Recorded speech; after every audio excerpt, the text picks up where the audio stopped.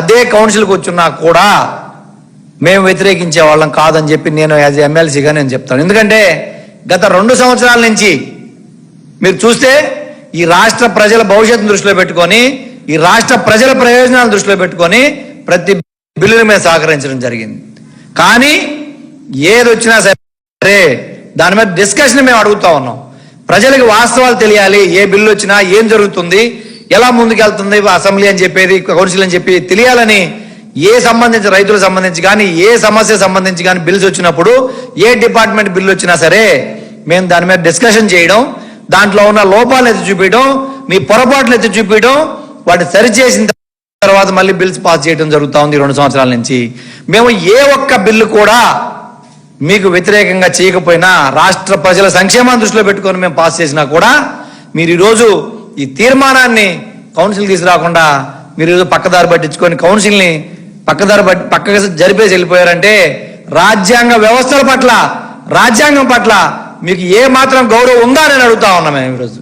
ఎందుకంటే మీరు ఇదే అమరావతి, ఇదే 3 రాజధానులు చేయాలనుకుని బిల్లు పెట్టినప్పుడు ఇదే కౌన్సిల్లో మీరు అధికారం లేకపోయినా మీరందరూ వచ్చి గ్యాలరీలో కూర్చొని మీరు ఆ రోజు అక్కడ గొడవ చేసి ఆ బిల్లును ఆపుకున్న సంగతి ఇదే కౌన్సిల్.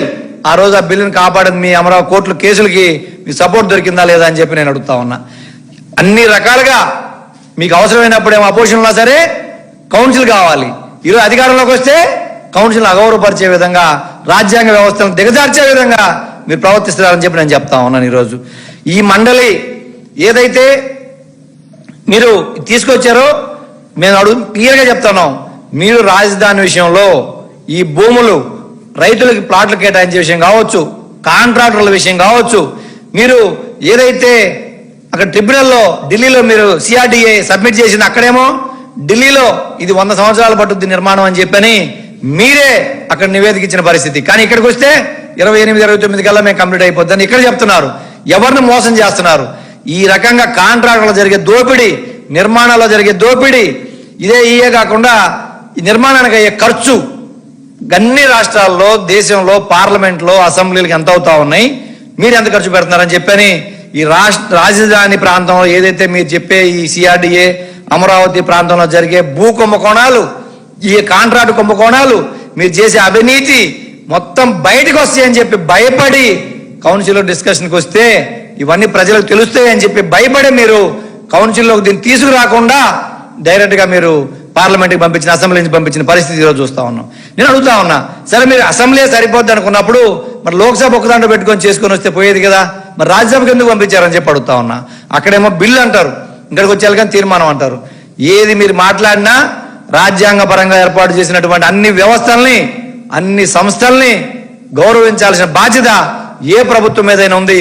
గతంలో ప్రభుత్వాలను అయ్యే చేసినాయి, కానీ ఈరోజు ప్రతిపక్షాలను గౌరవించే పరిస్థితి లేదు, రాజ్యాంగ వ్యవస్థను గౌరవించే పరిస్థితి లేకుండా దుర్మార్గంగా ఈరోజు మీరు దీన్ని ముందుకు తీసుకెళ్తున్న పరిస్థితి మనందరం కూడా చూస్తా ఉన్నాం. మేము డైరెక్ట్గా అడుగుతా ఉన్నాం. ఒకవైపు ఆరోగ్యశ్రీ హాస్పిటల్స్ మొత్తం ఈరోజు బంద్ అయిపోయి రాష్ట్రంలో పేదోడికి వైద్యం దొరికే పరిస్థితి లేదు. ఒక్క మెడికల్ కాలేజీ కూడా కట్టడానికి మీ దగ్గర సంవత్సరానికి 1000 నుంచి 2000 కోట్ల రూపాయలు కూడా లేవు. అదేవిధంగా రైతులకి గిట్టుబాటు ధరలు ఇచ్చేదానికి మీ దగ్గర లేవు, ధాన్యం కొనడానికి మీ దగ్గర డబ్బులు లేవు, పొగాకు కొనడానికి డబ్బులు లేవు, ఏ రకంగా చూసినా విత్తనాలకు డబ్బులు లేవు, ఎరువులు డబ్బులు లేవు.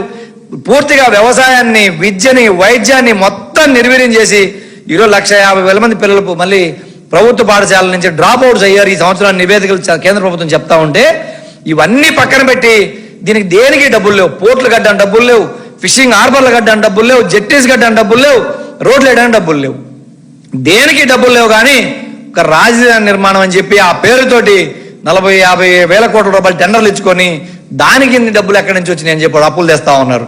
3,40,000 కోట్ల అప్పులు తెచ్చిన మీకు రాష్ట్రంలో అన్ని రంగాల్ని పూర్తిగా విస్మరించి ఒకే ఒక్కటి అమరావతి పేరు చెప్పి దాన్ని రాష్ట్ర ప్రజల దృష్టి మరల్చడానికి మీరు ఏదైతే మీ ఫెయిల్యూర్స్ ఉన్నాయో, ఏదైతే మీరు విఫలమయ్యారో ప్రభుత్వాన్ని నడిపే విషయంలో, దాన్ని కప్పిపెట్టడానికి, దాన్ని డైవర్ట్ చేయడానికి ఈ అమరావతి అని చెప్పి ఇక్కడ ఒక డ్రామా, అక్కడ తీసుకెళ్లి పార్లమెంట్లో మీ సంబంధించిన వాళ్ళందరితో పార్టీలతో మాట్లాడుకొని ఒక్కొక్క పార్టీలో ఒక్కొక్కరితో మాట్లాడుకొని మీరు మాట్లాడించుకున్న తీరు చూస్తే రాష్ట్ర ప్రజలందరూ కూడా ఈరోజు నవ్వుకునే పరిస్థితి వచ్చిందని చెప్పి నేను చెప్తా ఉన్నా.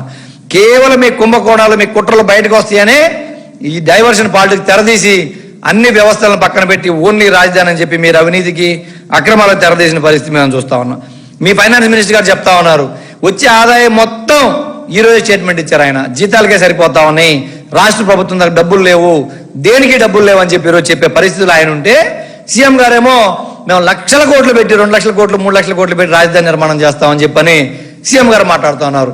ఒకే ప్రభుత్వంలో ముఖ్యమంత్రి ఆర్థిక మంత్రికి కూడా సమన్వయం లేకుండా మీరు ఎవరికి సంబంధించిన స్టేట్మెంట్లు ఇచ్చుకుంటా ముందుకు పోతా ఉంటే రాష్ట్ర ప్రజలను కన్ఫ్యూజ్ చేస్తా ఉన్నారా, లేకపోతే రాష్ట్ర ప్రజలకు ఏం అర్థం కాకుండా ఒక రకమైన జోనర్లో తీసుకెళ్లాలని మీరు చూస్తా ఉన్నారని చెప్పి మేము అడుగుతా ఉన్నాం.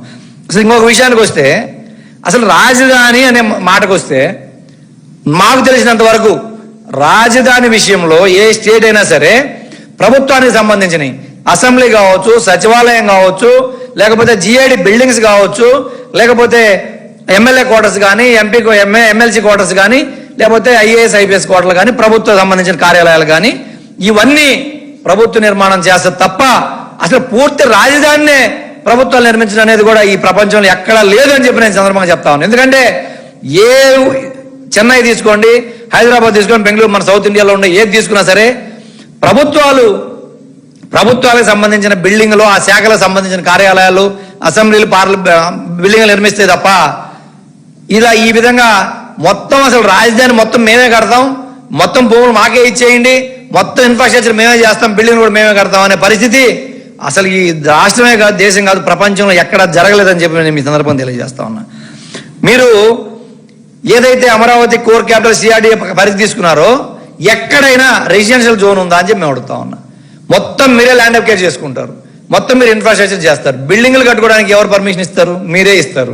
కానీ దాని పక్కనుండే ఏరియాల్లో ఈరోజు ఎక్కడ కూడా రెసిడెన్షియల్ జోన్ లేకుండా ప్రైవేటు వ్యక్తులు కానీ ప్రజలు కానీ నిర్మించడానికి అవకాశం లేకుండా పూర్తిగా మీకు కంట్రోల్ చేసుకొని సిఆర్డీఏ పరిధిలో మీ మంత్రుల పరిధిలో పెట్టుకొని ఇది ప్రజాప్రభుత్వం కాదు, ప్రజా రాజధాని కాదు, ఇది డెఫినెట్ గా రియల్ ఎస్టేట్ వ్యాపార ప్రభుత్వం, రియల్ ఎస్టేట్ వ్యాపార రాజధాని అనే దానికే ఈ ఒక్క ఎగ్జాంపుల్ చాలని చెప్పి నేను మీకు చెప్తా ఉన్నా. అసలు ఇంకా ఎవరైనా 99% భూములు ఇవ్వమని మిమ్మల్ని అడిగారా? వాళ్ళు అడగకుండానే మీరు 99% భూములు ఇచ్చేస్తా ఉన్నారు. రాజధాని విషయంలోకి వచ్చేటప్పటికి ఏ సిటీ తీసుకున్నా సాఫ్ట్వేర్ కానీ, ఫార్మా కానీ, హాస్పిటాలిటీ కానీ అన్ని రంగాల అభివృద్ధి చెందితేనే అది రాజధాని అయింది తప్ప ఊరికి రోడ్లు, డ్రైనేజ్, వాటర్, కరెంట్ వేసి రాజధాని అయిపోయిందని అంటే అది అసలు జరిగే పనే కాదని చెప్పి నేను చెప్తా ఉన్నాను. ఎందుకంటే ఏదైతే మీరు అమరావతిలో ల్యాండ్ పూలింగ్ లో తీసుకున్నారో మేము గతం నుంచి అసెంబ్లీ ఎన్నోసార్లు చెప్పాం, కౌన్సిల్లో ఏమని 200 కంపెనీలకైనా 300 కంపెనీలకైనా సాఫ్ట్వేర్ కంపెనీలకు ల్యాండ్లు ఇవ్వండి, ఇక్కడ తలా 2 ఎకరాలు ఏపీలో పుట్టి పెరిగి ఈ రాష్ట్రం మీద అభిమానం ఉండే వాళ్ళందరూ కూడా సెలెక్ట్ చేసి ప్రపంచ దేశాలు ఉండే వాళ్ళకి భూములు మార్కెట్ రేటు కేటాయించినా కూడా ఇక్కడ కంపెనీలు వస్తే, ఉద్యోగ కల్పన వస్తే ఇది రాజధాని అవుద్ది. కానీ మీరు ఇక్కడ ఉద్యోగ కల్పనకి ఒక్క చర్య కూడా తీసుకున్న పాపాన పోవట్లా. కాలేజీలు భూములు అమ్ముకుంటున్నారు, మిగతా ప్లాట్లు ఇచ్చేస్తున్నారు, మిగతా మీ ప్రభుత్వ కార్యాలయాలు చెప్తున్నారు. మరి మీరు ఎక్కడ ఎంప్లాయ్మెంట్ జనరేషన్ లేకుండా అసలు రాజధాని అనేది ఎలా సాధ్యమైంది అని చెప్పి మేము అడుగుతా ఉన్నాం. ఉద్యోగ కల్పన అనేది మాత్రం జీరో. మీరు దీంట్లో తీసుకుంటున్న విషయంలో మీరు జీరో అని చెప్పి మేము చెప్తా ఉన్నాం.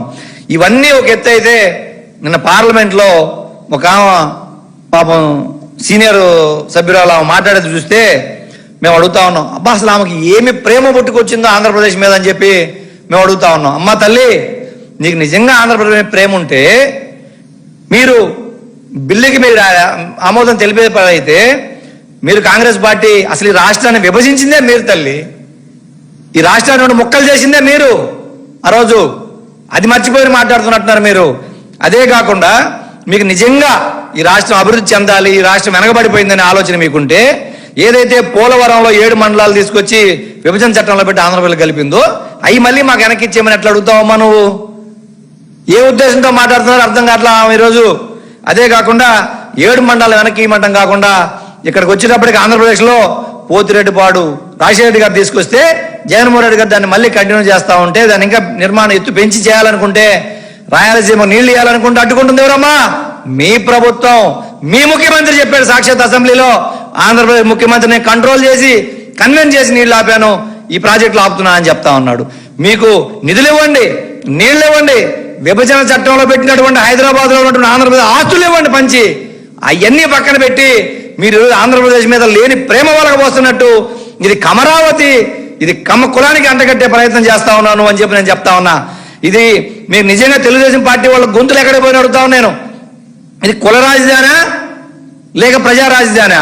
ఇది ఆంధ్రప్రదేశ్ అనేది అందరు ప్రజలకు సంబంధించిందా, ఒక కులానికి సంబంధించిందా అని చెప్పి అడుగుతా ఉన్నా.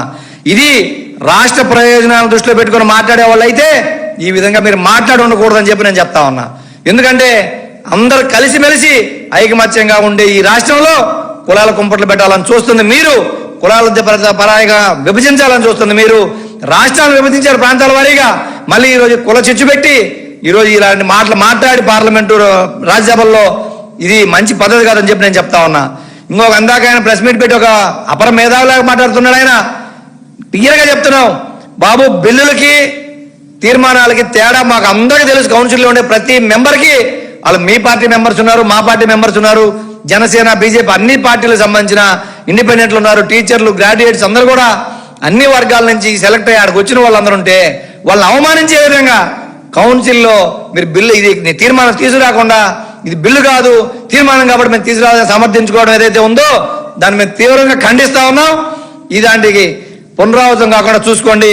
మేము కానీ నిజంగా గట్టిగా తలుచుకుంటే రేపు మీరు వచ్చే బిల్స్ అన్ని మేము ఆపితే మీరు ఏం చేయగలరని చెప్పి కూడా అడుగుతా ఉన్నా ఈ సందర్భంగా. కానీ మీలాంటి దుర్బుద్ధి మాకు లేదు. ఇందాక మాట్లాడుతున్నాడు ఆయన ఇంకొక విషయం, చైర్మన్ గారిని అవమానించారంట. సాక్షాత్తు క్యాబినెట్ మినిస్టర్ని మీరు గ్యాలరీలో మేము అప్పుడు అపోజిషన్ లీడర్ కూర్చొని దాడులు చేపించిన సంగతి మర్చిపోయారా నాయన? మీరు చైర్మన్ అవమానించారని చెప్పి మాట్లాడుతూ ఉన్నారు. మీరు మంత్రుల మీద దాడులు చేసింది మీ సభ్యులు, దాన్ని పక్కన పెట్టి ఏదో మొత్తం నిందలు మా మీద వేయాలని చూస్తా ఉన్నారు మీరు. ఎప్పుడైతే మీరు మంత్రుల మీద దాడులు చేశారో అప్పుడు అక్కడ హౌస్ లో కొంచెం వాతావరణం వచ్చిన తర్వాత వాతావరణం వేడెక్కి గ్యాలరీలో కూర్చొని కంట్రోల్ చేసే సంస్కృతి మీది. మేము ఎప్పుడు మా పార్టీ కానీ ఇప్పుడు చేయలా. గ్యాలరీలో ఆ రోజు అపోజిషన్ లీడర్ ముఖ్యంగా చంద్రబాబు నాయుడు గారు వచ్చి కౌన్సిల్ గ్యాలరీలో కూర్చొని ఆ రోజు చేస్తే, నిన్న పోయి పార్లమెంట్లో గ్యాలరీలో కూర్చొని ఈ లోకేష్ గారు కానీ టీడీపీ నాయకులు కానీ నిన్న మళ్ళీ పార్లమెంట్లో చూసే పరిస్థితి, అవి మళ్ళీ మీడియాకి ఇచ్చే పరిస్థితి వచ్చింది. ఈరోజు గ్యాలరీలో ఫోటోలు కూడా మీడియాకి ఇచ్చుకుంటున్నారు. అంటే ఏ విధంగా మీరు ప్రవర్తిస్తున్నారో, రాజ్యాంగ విలువలు ఏ విధంగా పాటిస్తున్నారో, మీరు ఏ విధంగా ప్రవర్తిస్తున్నారు అనేది ప్రజలందరూ కూడా గమనిస్తా ఉన్నారు. మేము క్లియర్గా చెప్తా ఉన్నాం, మీరు హైదరాబాద్, సికింద్రాబాద్, తర్వాత సైబరాబాద్ అని పేరు ఎందుకు పెట్టారండి? మీకు నిజంగా హైదరాబాద్ ఒకటే ఉండాలి అనుకుంటే హైదరాబాద్, సికింద్రాబాద్ రెండు జిల్లాలు కలిసి ఈరోజు హైదరాబాద్ అయిందా లేదా? ఆ రెండు జిల్లాల్లోనే మళ్ళీ మీరు సైబరాబాద్ అని చెప్పి ఇంకోటి తీసుకొచ్చారా లేదా? మళ్ళీ ఈ రోజు ఉన్న ప్రభుత్వం ఫ్యూచర్ సిటీ అని చెప్పి నాలుగో ప్రాంతం అని చెప్పి ఈరోజు మళ్ళీ తీసుకెళ్తా ఉంది. మీరు గుంటూరు, విజయవాడ, మచిలీపట్నం 3 జిల్లాలను కలుపుకుంటూ రైల్వే స్టేషన్ ఉంది, పోర్ట్ ఉంది, హైవేలు ఉన్నాయి, ఎయిర్పోర్ట్లు ఉన్నాయి, అన్ని మౌలిక సదుపాయాలు ఉన్నాయి. కేవలం ప్రభుత్వ కార్యాలయాలు నిర్మించుకుంటే మనకి చాలా పెద్ద తీర ప్రాంతం నుంచి కూడా రాజధాని అభివృద్ధి అయ్యే అవకాశం ఉందని చెప్పని మా నాయకుడు చెప్తే, మీరు కోడిగుడ్డు మీద ఈకలు పీకినట్టుగా దాన్ని మొత్తం కంటెంట్ వదిలేసి అసలు జరుగుతున్న అవినీతి, అక్రమాలు, దుర్మార్గాలు మొత్తం పక్కదారి పట్టించడం కోసం ఆ ఒక్క మాటను తీసుకొని మీరు ఈరోజు ట్రోల్ చేసుకునే పరిస్థితికి వచ్చారంటే మీరు ఎంత ఫెయిల్యూర్ అయ్యారో సిస్టంలో, ప్రభుత్వ పరంగా కానీ అన్ని రకాలుగా రాజకీయ పరంగా కానీ మీరు మొత్తం ఫెయిల్ అయిపోయి అధికారంలో రాము అనే ఒక భయంతో ఈరోజు మీరు మాట్లాడుతున్నారు. మీ కార్యకర్తలు, మీ నాయకులు, మీ ఎల్లో మీడియా, మీ సోషల్ మీడియా మొత్తం దాని మీదే పనిచేస్తుందంటే మీకు జగన్మోహన్ రెడ్డి గారు అంటే ఎంత భయం ఉందో, జగన్మోహన్ రెడ్డి గారు మళ్ళీ ఈ రాష్ట్రంలో అధికారంలోకి వస్తారని ఎంత వణికిపోతున్నారో మీరు ఆలోచించుకుని ప్రజలందరూ గమనిస్తా ఉన్నారు. తప్పనిసరిగా రాబోయేది మా ప్రభుత్వమే. ప్రజలకు ఏది ఆమోదయోగ్యమో, ప్రజలకు ఏది కరెక్టో, ఈ రాష్ట్రానికి ఏది కరెక్టో, ఈ రాష్ట్రానికి ఏదైతే న్యాయం జరుగుద్దో ఆ దిశగా మా నాయకుడు కానీ మళ్ళీ జగన్మోహన్ రెడ్డి గారు ఆచరణ సాధ్యం అయ్యే కార్యక్రమాలు తీసుకొని ముందుకెళ్తారని చెప్పి సందర్భంగా తెలియజేస్తూ,